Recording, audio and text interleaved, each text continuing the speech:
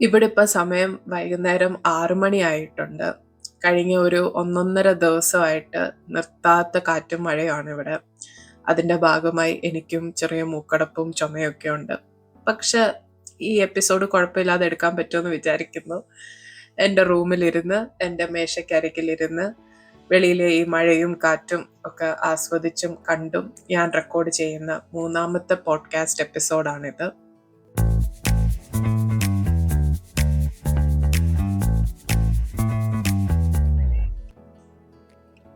ഞാൻ കഴിഞ്ഞ ദിവസം എൻ്റെ ഒരു ഫ്രണ്ടിനോട് സംസാരിച്ചുകൊണ്ടിരുന്നപ്പോൾ ആള് വളരെ സീരിയസ് ആയിട്ട് ഒരു കാര്യം പറഞ്ഞുകൊണ്ടിരിക്കുക. അപ്പോൾ ഇതെല്ലാം പറഞ്ഞു കഴിഞ്ഞപ്പോൾ ഞാൻ അതിലും സീരിയസ് ആയിട്ട് ഒരു റിപ്ലൈ ചെയ്തു, ഹാ മേക്ക് സെൻസ് എന്ന് പറഞ്ഞു. അപ്പൊ തന്നെ ആള്, നീ ഇപ്പോ വലിയ ഇംഗ്ലീഷ് ഒന്നും തള്ളണ്ട, മലയാളത്തിൽ സംസാരിച്ചാൽ മതി എന്ന് പറഞ്ഞു. എൻ്റെ ഏറ്റവും നല്ല ഒരു സുഹൃത്താണ്. വളരെ കാലമായിട്ട് ഞങ്ങൾക്ക് പരിചയമുണ്ട്. അതുകൊണ്ട് തന്നെ അവനെന്നെ ഹേർട്ട് ചെയ്യാൻ പറഞ്ഞതോ ഒന്നുമല്ല. വളരെ തമാശ രീതിയിൽ നമ്മൾ എന്താ പറയാ, കൊളോക്കിയലായിട്ട് പറയുന്ന പോലെ പറഞ്ഞു എന്നേ ഉള്ളൂ.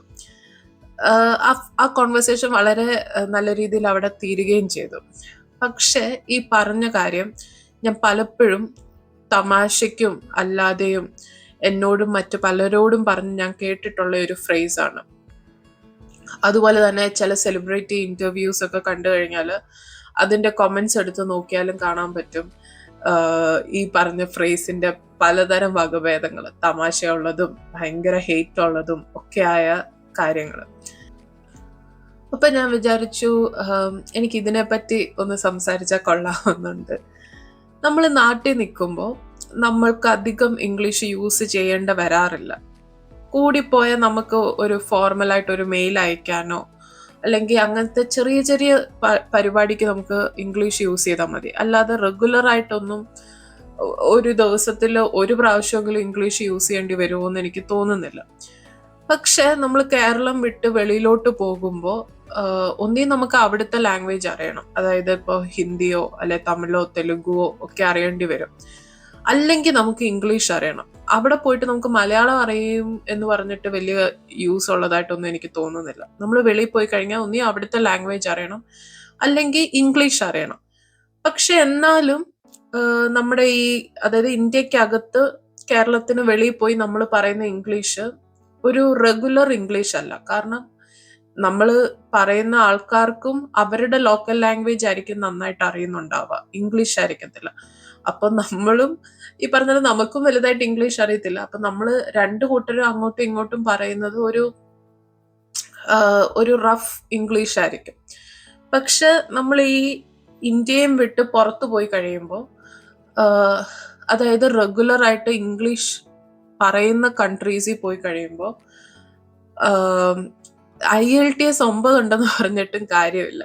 നമ്മൾ അവിടെ ചെന്ന് ഇറങ്ങുമ്പോൾ നമുക്ക് തോന്നും, നമ്മൾ ഇത്രയും നാളും പഠിച്ച ഇംഗ്ലീഷ് ഒന്നും അല്ല ഇംഗ്ലീഷ് എന്ന് നമുക്ക് തോന്നിപ്പോകും. ഞാൻ ഇംഗ്ലീഷ് സ്പീക്കിംഗ് കൺട്രീസ് എന്ന് എടുത്തു പറയുന്നതിന്റെ കാര്യം എന്താന്ന് വെച്ചാൽ, ഇപ്പൊ നമ്മൾ UAE പോവാന്ന് വിചാരിക്കുക. ഫോർ എക്സാമ്പിൾ UAE ദുബായിൽ പോവാണെന്ന് വിചാരിക്കുക. അവിടെ പോയിട്ട് നമ്മള് ലോക്കലി അവിടെ ആരും ഇംഗ്ലീഷ് പറയുന്നില്ല, അല്ലെങ്കിൽ ലോക്കലി ഇംഗ്ലീഷ് പറയുന്നുണ്ടാവുക ഈ പറഞ്ഞ പോലെ വെളിയിൽ നിന്ന് വന്ന ആൾക്കാരായിരിക്കും. പക്ഷെ ലോക്കലി അവിടെ പറയുന്നത് കൂടുതലും അറബിക്ക് പറയും, അല്ലെങ്കിൽ കൂടുതലും നമ്മുടെ ഇന്ത്യക്കാർ തന്നെയാണ് ദുബായിലുള്ളത്. അതുകൊണ്ട് തന്നെ നമ്മൾ എങ്ങനെ പോയാലും മലയാളികളെ ഇഷ്ടം പോലെ അവിടെ കാണും. ഏതൊരു കടയിൽ പോയാലും ഏതൊരു ഓഫീസിൽ പോയാലും അത് വർക്കിന് പോയാലും സർവീസിന് പോയാലും നമുക്ക് ഉറപ്പായിട്ടും അവിടെ മലയാളികളെ കണ്ടുമുട്ടാൻ കഴിയും. ഇനിയിപ്പോൾ മലയാളികളെ കണ്ടില്ലെങ്കിൽ ഒരു തമിഴിയനെയോ അല്ലെങ്കിൽ ഹിന്ദിക്കാരനെയെങ്കിലും നമുക്ക് കാണാൻ പറ്റും. അതുകൊണ്ട് തന്നെ നമ്മൾ ഇംഗ്ലീഷ് സംസാരിക്കണം എന്നുള്ളത് ദുബായ് പോലൊരു സിറ്റിയിൽ ഒരു ബേസിക് നെസസിറ്റി ആയിട്ട് ഞാൻ പറയത്തില്ല. ബിക്കോസ് ഇംഗ്ലീഷ് അറിഞ്ഞില്ലെങ്കിലും കുറെയൊക്കെ നമുക്ക് സർവൈവ് ചെയ്യാൻ പറ്റും അവിടെ. പക്ഷെ നമ്മൾ ഈ പറഞ്ഞ പോലെ UK, USA, കാനഡ ഇങ്ങനത്തെയൊക്കെ കൺട്രീസിൽ പോയി കഴിയുമ്പോൾ ഇവിടുത്തെ ആൾക്കാർക്ക് നമ്മൾ നാട്ടിൽ മലയാളം പറയുന്നത് പോലാണ് ഇംഗ്ലീഷ്. ഇവിടെ യൂസ് ചെയ്യുന്ന ലോക്കൽ ലാംഗ്വേജ് ആണ് ഇംഗ്ലീഷ് എന്ന് പറയുന്നത്. മലയാളത്തിൽ നമുക്കുള്ളതുപോലെ പല സ്ലാങ്സും സംസാരത്തിന്റെ ടോൺ അനുസരിച്ച് മാറുന്ന വാക്കുകളും പല ഫ്രേസും ഇഡിയംസും ഒക്കെ ഇവർക്കും ഇവിടെ ഉണ്ട്. പെട്ടെന്ന് കേൾക്കുമ്പോൾ നമുക്ക് ആദ്യം മനസ്സിലാവണം എന്നില്ല. പക്ഷെ അങ്ങനത്തെ ഒരു സ്ഥലത്ത് പോയിട്ട് അവിടെ സർവൈവ് ചെയ്യാൻ നോക്കുന്ന ആൾക്കാരുടെ ബുദ്ധിമുട്ടെന്ന് പറയുന്നത് അത്ര നിസ്സാരമായിട്ട് കാണേണ്ട ഒന്നല്ല. ഇപ്പോൾ ഒരു എക്സാമ്പിൾ പറയാനാണെങ്കിൽ, എൻ്റെ ഓഫീസിൽ ഞാൻ ജോയിൻ ചെയ്ത ആദ്യത്തെ ദിവസം അപ്പോൾ ഞാൻ കിച്ചണിൽ ഒരു കോഫി എടുത്തുകൊണ്ടിരിക്കുക. അപ്പൊ ഇവിടുത്തെ കിച്ചൺ എന്നൊക്കെ പറഞ്ഞാൽ സെപ്പറേറ്റ് ആയിട്ട് ഒരു റൂം അല്ല, വർക്ക് സ്പേസിന്റെ ഇടയ്ക്ക് ഒരു സ്റ്റേഷൻ പോലെ സെറ്റപ്പ് ചെയ്തിട്ട് അവിടെ നമുക്ക് കോഫി എടുക്കാം. സൈഡിൽ ഒരു ഓവൻ കാണും, ഒരു ഫ്രിഡ്ജ് കാണും, ഒരു ചെറിയ സിങ്ക് കാണും. അപ്പം അവിടെ നമ്മൾ നിന്ന് നമുക്ക് കോഫി ആണെങ്കിൽ കോഫി എടുക്കാം, അല്ലെങ്കിൽ ഇനിയിപ്പോൾ എന്തെങ്കിലും ചൂടാക്കണമെങ്കിൽ ചൂടാക്കാം. അങ്ങനെ ഒരു ചെറിയൊരു സ്പേസാണ്. അപ്പോൾ ഞാൻ അങ്ങനെ അവിടെ നിന്ന് കോഫി എടുത്തോണ്ടിരുന്നപ്പോൾ അതുവഴി നടന്നു പോയ ഒരാള് ഒരു കാര്യവും ഇല്ലാതെ എന്നോട് ആർ യു ഓൾ റൈറ്റ് എന്ന് ചോദിച്ചു. ഞാൻ പെട്ടെന്ന് വിചാരിച്ചു എന്നെ കണ്ട എന്തെങ്കിലും കുഴപ്പമുണ്ടോ, എന്റെ ഡ്രസ്സിൽ എന്തെങ്കിലും പ്രശ്നമുണ്ടോ, അതോ ഇനി എന്നെ കണ്ടാ തോന്നുമോ എനിക്ക് വയ്യാതിരിക്കുവാണെന്ന്. അങ്ങനത്തെ ഒക്കെ ഒരു ഡൗട്ടായി. കാരണം നമ്മൾ അത്രയും ടെൻഷൻ ഉള്ള ഒരു ദിവസം കൂടാണ് ഫസ്റ്റ് ഡേ എന്ന് പറയുന്നത്. പിന്നെ എന്തോ ഭാഗ്യത്തിന് ഞാൻ റിപ്ലൈ ചെയ്തു, ഐ എം ഓൾ റൈറ്റ് എന്ന് റിപ്ലൈ ചെയ്തു. ഞാൻ ഉദ്ദേശിച്ചത് എനിക്ക് കുഴപ്പമൊന്നുമില്ല, ഞാൻ ഓക്കെ ആണെന്നാണ് ഞാൻ ഉദ്ദേശിച്ചത്.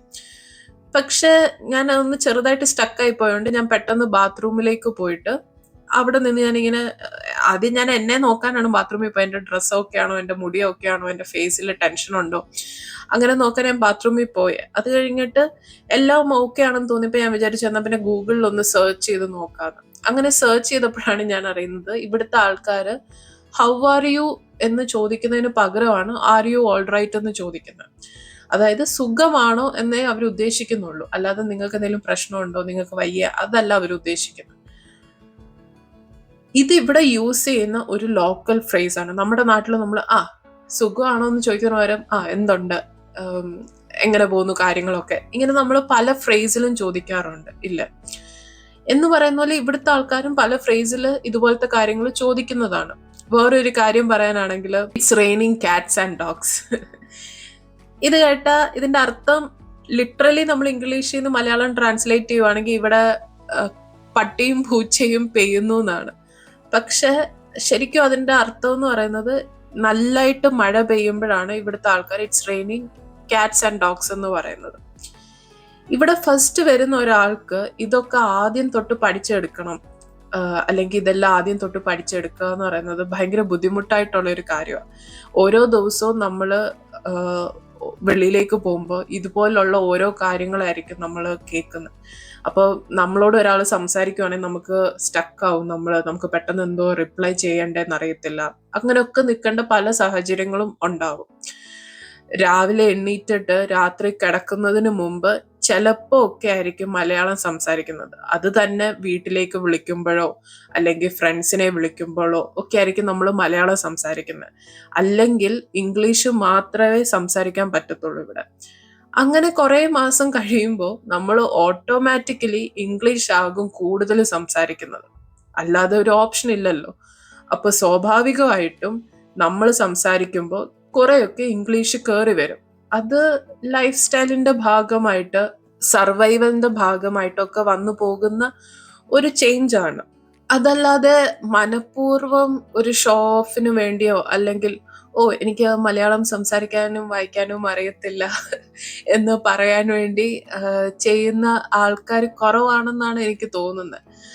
കൂടുതലും ആൾക്കാർ, എസ്പെഷ്യലി ഇപ്പോൾ ഉള്ളതിൽ കൂടുതലും ആൾക്കാർ വെളിയിൽ പോയിട്ട് തിരിച്ചു വരുമ്പോഴായിരിക്കും ഇങ്ങനത്തെയൊക്കെ ഒരു പ്രശ്നം ഫേസ് ചെയ്യുന്നത്. പക്ഷെ നമ്മൾ മനസ്സിലാക്കേണ്ടത് അവര് വെളിയിൽ ഒരു രാജ്യത്ത് പോയി അവിടെ നിൽക്കുമ്പോൾ കുറെ സർവൈവലിന് വേണ്ടിയിട്ട് കുറെ കാര്യങ്ങൾ ചെയ്യേണ്ടി വരും. ലൈഫ് സ്റ്റൈല് മാറും, ഡ്രസ്സിങ് മാറും, സംസാരിക്കുന്ന ഭാഷ മാറും, കഴിക്കുന്ന ഫുഡ് മാറും. ഇതൊന്നും ആരും മനഃപൂർവ്വം ചെയ്യുന്നല്ല. പക്ഷെ വേറൊരു സ്ഥലത്ത് പോകുമ്പോൾ ഇതൊക്കെ ചെയ്തേ പറ്റത്തുള്ളൂ, വേറൊരു ഓപ്ഷൻ ഇല്ലാത്തത് കൊണ്ട്. ഇതിനിടയ്ക്ക് ഞാൻ എൻ്റെ ഒരു ഫൺ എക്സ്പീരിയൻസ് പറയട്ടെ. എനിക്ക് നാട്ടിൽ വരുമ്പോൾ ഏറ്റവും ഇഷ്ടമുള്ള കാര്യം എന്താണെന്നറിയോ? ഫുഡ്. അഫ്കോഴ്സ് ഫുഡ് കഴിക്കാവുന്നതാണ് ഏറ്റവും മെയിൻ.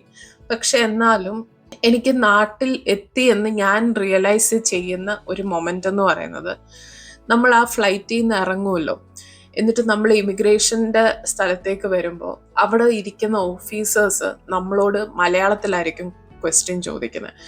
എവിടുന്നാ വരുന്നത്, എങ്ങോട്ടാ പോകുന്നത്, അങ്ങനത്തെ ചോദ്യങ്ങളൊക്കെ.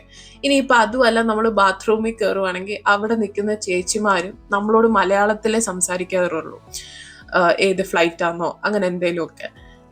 എനിക്കത് എന്തൊരു വലിയ റിലീഫാണെന്നറിയോ. കാരണം നമ്മൾ അതുവരെ ഈവൻ നമ്മളുടെ ഫ്ലൈറ്റിലെ എയർ ഹോസ്റ്റേഴ്സിനോട് വരെ നമ്മൾ ഇംഗ്ലീഷിലായിരിക്കും സംസാരിച്ചിട്ടുണ്ടാവുക. പെട്ടെന്ന് നമ്മൾ എന്താ പറയാ, ഭൂമിയിലേക്ക് കാല് കൊത്തി കഴിയുമ്പോൾ തൊട്ട് നമുക്ക് ആരോട് വേണമെങ്കിലും മലയാളം സംസാരിക്കാം. ഇവിടെയൊക്കെ നമുക്കൊരു കോഫി വേണമെങ്കിൽ നമ്മൾ കടയിൽ പോയി hi good evening, can I get a cappuccino medium please, take away എന്ന് പറയണം. ഇത്രയും ഒരു ലോങ് സെന്റൻസ് പറയണം. പക്ഷെ നാട്ടിൽ വന്ന ചേട്ടാ ഒരു ചായ, അല്ലെങ്കിൽ ചേട്ടാ ഒരു കാപ്പി എന്ന് 2 വാക്കിൽ പറഞ്ഞ് നമുക്ക് കിട്ടുമ്പോൾ ഉള്ള ഒരു സുഖമുണ്ട്. അതെനിക്ക് എങ്ങനെ പറഞ്ഞ് മനസ്സിലാക്കണമെന്ന് എനിക്ക് അറിയത്തില്ല. പക്ഷെ എനിക്കത് ഭയങ്കര വലിയ റിലീഫാണ്. അത് ഞാൻ ഭയങ്കരമായിട്ടും എൻജോയ് ചെയ്യുന്ന ഒരു കാര്യമാണ്. ഇവിടെ അത് പറ്റത്തില്ലെന്നല്ല, പക്ഷെ ഇവിടെ നമ്മൾ കുറച്ചും കൂടെ ഫോർമൽ ആയിരിക്കും. നമ്മൾ ആദ്യം അവരെ വിഷ് ചെയ്യും, അത് കഴിഞ്ഞിട്ട് നമുക്ക് കോഫി വേണം എന്ന് പറയും. അത് മീഡിയം വേണോ ലാർജ് വേണോ, അത് ടേക്ക് അവേ ആണോ ഇരുന്ന് കുടിക്കാനാണോ, അങ്ങനെ പലതും പറഞ്ഞിട്ടായിരിക്കും നമുക്ക് കിട്ടുന്നത്. അത് which is A good thing. അത് പന്നലാണെന്നൊന്നും അല്ല ഞാൻ പറയുന്നത്. പക്ഷെ നമ്മുടെ നാട്ടിൽ വന്ന് ഒറ്റയടിക്ക് നമ്മൾ ഈ 2 വാക്കിൽ പറഞ്ഞ് കിട്ടുമ്പോൾ ഉള്ള ഒരു സുഖവും ഒരു ഫ്രീഡം എന്നൊക്കെ നമുക്ക് തോന്നുന്ന ഒരു മൊമെന്റ് ആണത്. അപ്പോൾ ഈ പോഡ്കാസ്റ്റ് ആരേലും ഒക്കെ കേൾക്കുന്നുണ്ടെങ്കിൽ അടുത്ത പ്രാവശ്യം നിങ്ങളുടെ കൂട്ടുകാരോ വീട്ടുകാരോ ആരേലും മംഗ്ലീഷിൽ സംസാരിക്കുന്നുണ്ടെങ്കിൽ അവരെ കളിയാക്കുന്നതിന് മുമ്പ് 1 മിനിറ്റ് ഒന്ന് തിങ്ക് ചെയ്ത് നോക്കൂ. ചിലപ്പോ അവര് ഷോ ഓഫിന് വേണ്ടി പറയുന്നതായിരിക്കത്തില്ല. ചിലപ്പോ അവര് നിങ്ങളുടെ മുന്നിൽ നിങ്ങളെക്കാളും നന്നായിട്ട് എനിക്ക് ഇംഗ്ലീഷ് പറയാൻ അറിയാം എന്ന് കാണിക്കാൻ വേണ്ടി പറയുന്നതായിരിക്കത്തില്ല. അവരുടെ ലൈഫിലെ സർവൈവലിന്റെ ഭാഗമായിട്ട് വന്നുപോയ ഒരു ലൈഫ് സ്റ്റൈൽ ചേഞ്ച് മാത്രമായിരിക്കും അത്.